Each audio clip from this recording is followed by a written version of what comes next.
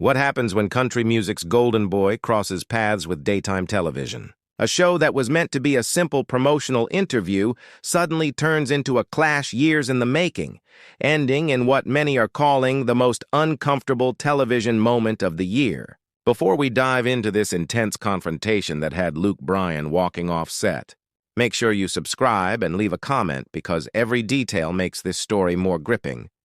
Jennifer Hudson leaned back in her usual interview chair, her warm smile stretching across her face as she greeted her next guest. The studio lights cast their familiar glow across the set. Everything seemed perfectly normal for another episode of her hit talk show.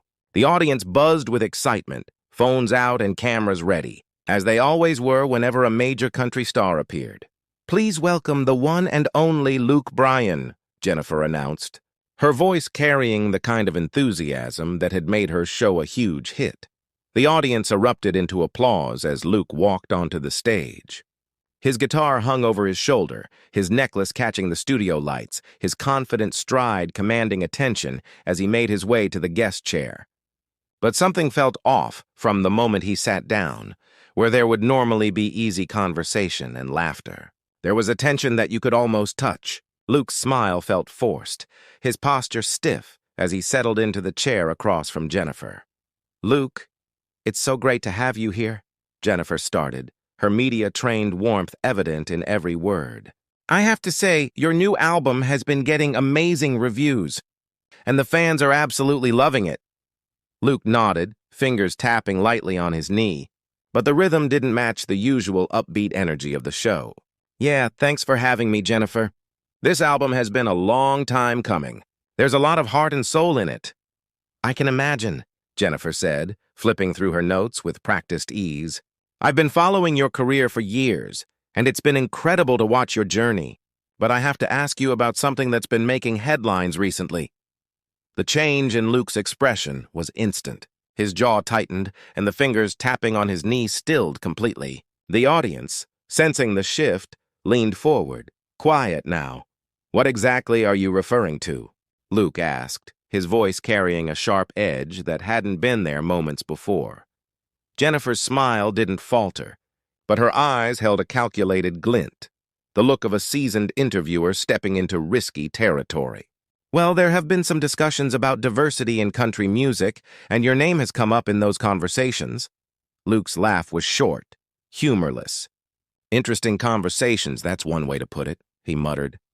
"You've been incredibly successful in a genre that, let's be honest, hasn't always been the most welcoming to artists who look like me," Jennifer continued, her tone still friendly but carrying a subtle insistence. "Jennifer, I think we need to be careful about where this conversation is heading," Luke said, leaning forward, his southern accent more pronounced as his discomfort grew. "I came here to talk about music, my new album, connecting with fans, not to get dragged into politics." But Jennifer didn't back down. Years in the entertainment world, handling tricky conversations both on and off camera, had prepared her for this. "Luke, I don't think it's political to discuss the reality of the industry when you have the platform you do. Don't you think that comes with some responsibility?" The tension in the room thickened. Camera operators subtly shifted angles, trying to capture the unfolding moment. The audience was silent, unsure if they were seeing television gold or disaster. Luke ran a hand through his hair, a gesture that might seem casual but was clearly a sign of growing agitation. "Look, I've always focused on the music. I've never claimed to be a spokesperson or activist. I write songs, I perform, I try to entertain. That's what I've always done, and what I plan to keep doing." "But Luke," Jennifer pressed, her voice serious now, "when you're one of the biggest names in country music, you can't separate yourself entirely from these conversations, especially when it comes to the experiences of artists who haven't had the same opportunities as you." "What are you saying, Jennifer?" Luke's tone sharpened, the friendly mask gone. "Are you implying I haven't earned my success? That my achievements aren't legitimate?" Jennifer raised her hand, keeping her composure. "I'm not implying that. I'm asking you to recognize that country music has a complicated history when it comes to inclusion. You can acknowledge your hard work while also seeing the barriers others face." "Complicated history," Luke repeated, shaking his head. "You know what's complicated? Coming on a show, expecting to talk about music and getting ambushed with accusations instead. Jennifer's warmth flickered, replaced by genuine surprise. Ambushed? Luke asking about industry issues isn't an ambush. It's journalism. Luke stood abruptly, then sat back down, debating whether to stay. Journalism? That's what this is now. Because it feels like you invited me here under false pretenses. Pretenses that we'd have a normal conversation. I didn't think honest conversations were off limits, Jennifer shot back, her composure starting to crack. Honest? Luke's voice rose, the audience shifting uncomfortably. Honestly, I'm tired of being made the villain. Every time diversity comes up, I've never hurt anyone's career. I've never said anything negative about another artist. But have you helped? Jennifer leaned in, eyes locked on his. Have you used your platform to lift up voices that might not otherwise be heard? That's not my job, Luke replied sharply. My job is to make music. My job is to be true to myself and my roots. I can't fix every problem in the industry. The silence was intense. Even the crew seemed frozen. Jennifer's voice came softer but carried more weight. Luke, I never said it's your job to fix everything. But with privilege comes responsibility. Access comes with influence. Doesn't that count for something? Privilege? Luke's laugh was bitter, pretense gone. Let me tell you about growing up on a peanut farm in Georgia, working after school, watching my parents struggle. Let me tell you about playing dive bars, sleeping in my truck, eating gas station food. That's my story. I'm not dismissing your journey, Jennifer said, steady. But your struggles don't erase the advantages you had being a white male in a genre that's historically favored people like you. There it is, Luke said, pointing at her. This isn't about music or my journey. It's about the color of my skin. It's about reducing everything I've done to something I can't control. Luke, that's not what I'm saying. Jennifer tried, but he cut her off. What do you want me to do? Apologize for being successful? Step aside for someone else? Exactly what do you want me to do? The question hung heavy. Jennifer exhaled slowly. I want you to engage. Acknowledge these issues exist. Recognize that you have an opportunity to be part of a solution. The solution to what exactly? Luke's voice rose. That country music has a certain demographic? That genres appeal to different people? What problem needs solving? The problem, Jennifer's voice matched his intensity, is talented artists being overlooked, ignored, pushed out because they don't fit the image expected of them. Luke stood with clear resolve. You know what, Jennifer? We're done here. I came to talk about music, not to be lectured about social justice or guilted for my success. No one's asking you to feel guilty, Jennifer said, standing too, frustration clear. We're asking you to care. Care for who? Luke shot back. Because it seems making things better for some people means making things worse for others. In your version of better, artists like me are the problem. Luke, you're twisting my words, Jennifer said, eyes flashing. I never said you're the problem. But ignoring these issues, that's part of the problem. I'm not ignoring anything, Luke fired back, hands gesturing. I shouldn't have to carry the weight of every social issue because I'm successful in country music. I'm an entertainer, not a politician. But you are influential, Jennifer pressed, stepping closer. Your actions, your silence, your words, they all matter. My silence? Luke's face reddened. What about my music? My charity work?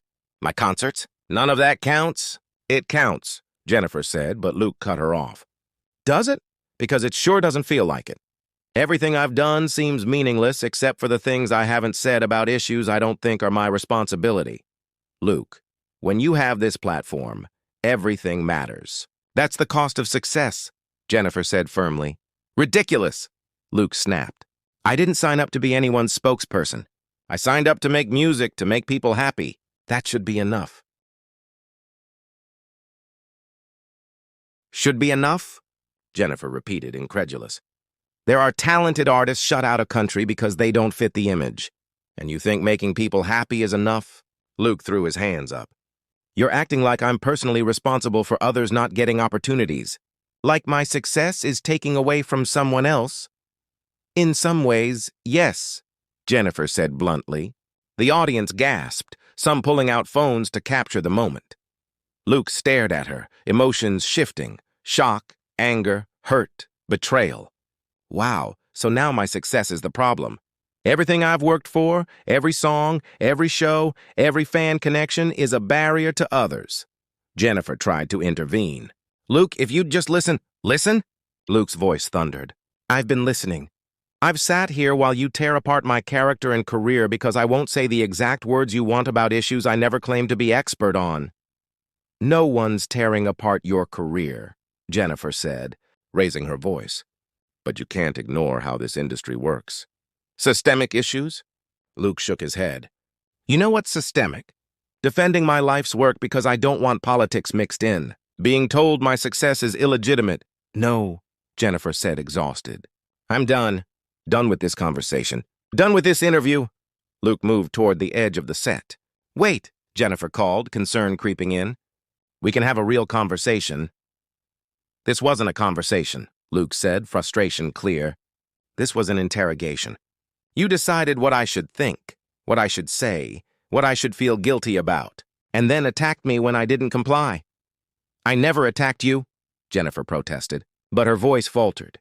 You just said my success takes opportunities away from others, Luke said quietly, intensely. You made everything I've done meaningless unless I became an activist for causes I didn't choose. The studio was silent. Even the audience was frozen, sensing a moment that would be replayed for years. Jennifer stepped closer, hands raised in a half apology, half plea. Luke, there's a misunderstanding. I never meant to suggest you don't deserve your success. You did, Luke said, voice weary. Maybe not directly, but that's exactly what came across. Honestly, Jennifer, I expected better from you. I expected better, he continued. I thought you would understand what it's like to have achievements questioned, to be told my success isn't earned. Jennifer's composure cracked visibly. That's why I'm asking these questions, she said. I know what it's like to face barriers, to have doors closed, to work twice as hard for half the recognition. Then why do it to me?